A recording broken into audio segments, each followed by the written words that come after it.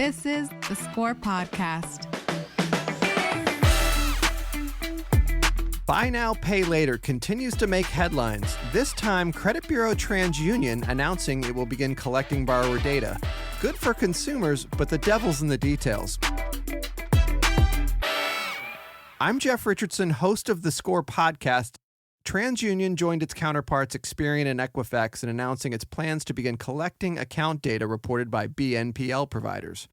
Garnering headlines was TransUnion's emphasis that this effort could be one of the most important developments we've seen towards increasing financial inclusion in some years.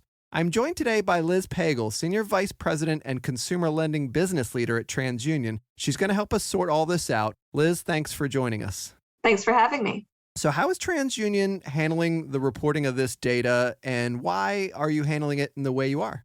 Yeah, what we're doing is we've realized through a bunch of analysis and a bunch of discussions that this is truly a net new credit product to hit the ecosystem. And if you think back, that hasn't happened in a really long time. The trick was that this actually looks like a tiny unsecured installment loan. What we realized is the consumers use these more frequently. So a consumer could go on a perfectly normal shopping spree and generate 3 or 4 of these loans. And that's how they're intended to be used in many circumstances. And the existing credit ecosystem would see this as very credit active, actually risky behavior, generating so many new loans on the credit file in a short period of time.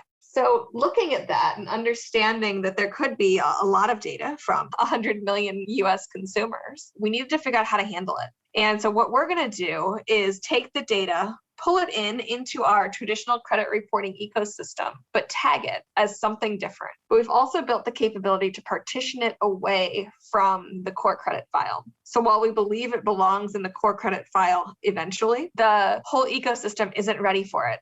So the default credit file delivery, when anyone pulls credit from TransUnion, will not include the data. And then long-term, lenders can decide when to turn it on. I think that's really important so that we don't have undue positive or negative impacts on scores across the system, but we need to give the industry time. That's a great point. And you mentioned 100 million. So if we could break down that number a little bit, what's the size of the BNPL marketplace, and typically what types of consumers are you seeing use these loans? Well, this is fascinating because usually TransUnion has the exact stats on all this stuff, but because the data isn't fully reported yet, we have to rely on other sources. So my 100 million consumers comes from TransUnion survey data. We've been surveying consumers on these topics for a couple of years now, and our latest survey, which just came out, said 38% of US adults have used this product in the past year. That's where that number comes from. But it's a big number. About a third of US adults is about what's come out from all the other surveys we've seen, and it's growing. Who they are, we did another study and we looked at the inquiries coming into TransUnion. So full disclosure, this is not all of the people using point of sale. We have a lot of inquiries coming in from these lenders and we can study them. At least these are the consumers who are looking for buy now, pay later loans, and 33% of them are under 30. So that's kind of probably 18 to 30. And that's compared to 17% of the general credit active population. So disproportionately young. Now, this is what's really interesting. 43% of them are subprime. And that's compared to 13% of the general credit active population. Then the other interesting number is thin file. 9% of those applicants had 3 or fewer trades, which means that for some underwriting purposes, these consumers might be told that they didn't have enough credit history to qualify for a loan product. And this is where we could have a really big impact on their lives by providing additional data and giving lenders more confidence in scoring them and extending credit to them.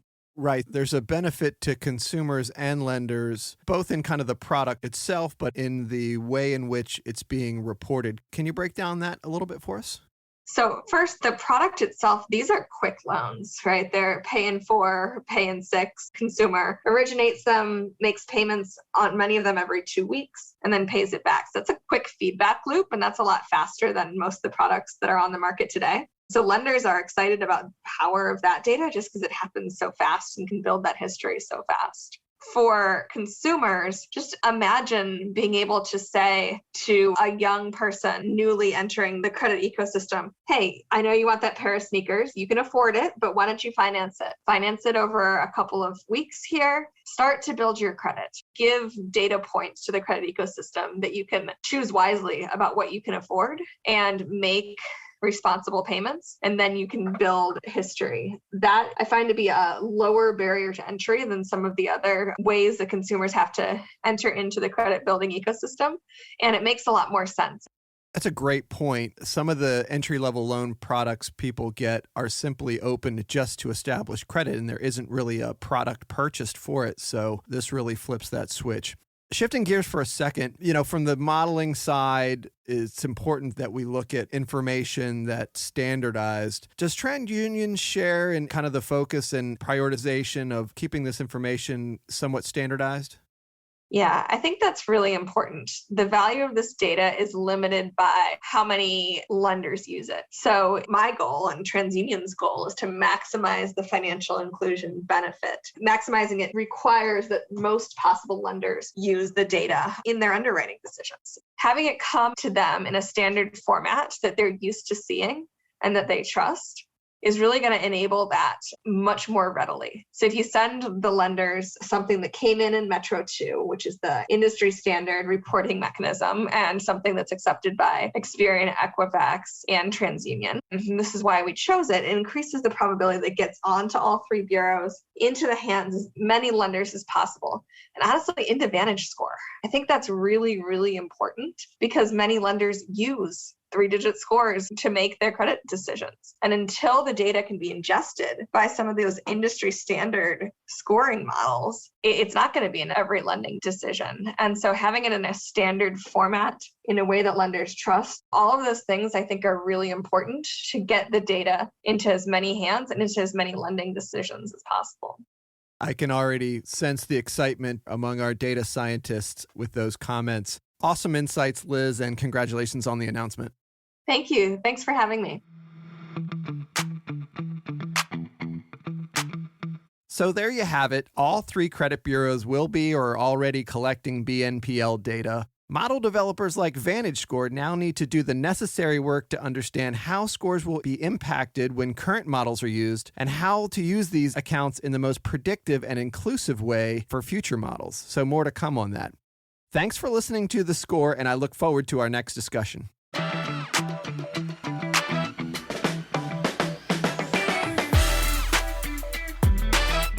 The views and opinions expressed in this episode do not necessarily reflect the official policy or position of VantageScore Solutions. Visit VantageScore.com to learn more.